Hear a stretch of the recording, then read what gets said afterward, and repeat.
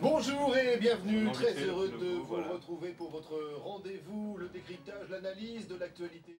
Eh bien, en France, elle était reçue comme une héroïne. Pour la plupart des Mexicains, elle est quelque chose de très proche d'une criminelle.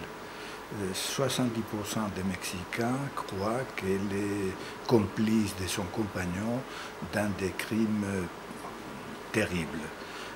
Qu'il y a eu des arrangements politiques, personne ne le met en doute. Étant donné qu'en France, la justice n'est pas toujours d'une indépendance mirobolante, les présidents Sarkozy et les présidents Hollande ont trouvé un terrain d'entente avec les politiques mexicains et les libérer. Tant mieux pour elle, peut-être tant pis pour la justice mexicaine. Il n'a absolument pas accepté, et même la justice. L'exécutif n'a pas accepté. Ça ne m'étonne pas du tout. Tout ce qui touche à l'éducation, en France ou ailleurs, c'est toujours extrêmement sensible pour une société.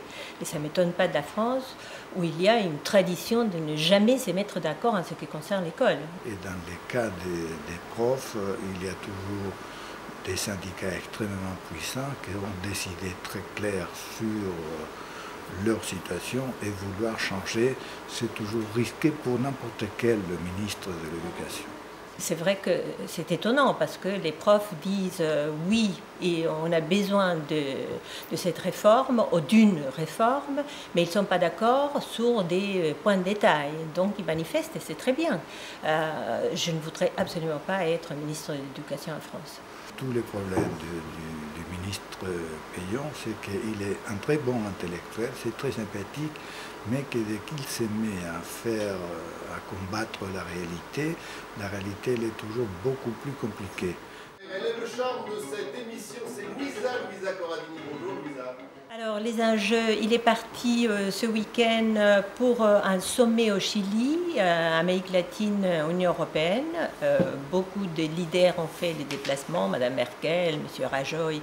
Les enjeux à Buenos Aires, il a fait un arrêt diplomatique de courtoisie à Buenos Aires, étant donné que les relations ces dernières années, surtout pendant la présidence de Monsieur Sarkozy, ont été assez froides, disons, assez immobiles. L'Argentine est un client important de la France. La France est présente avec 220 entreprises. Il y a 40 000 postes de travail direct en Argentine français. C'est-à-dire que c'est un enjeu assez important.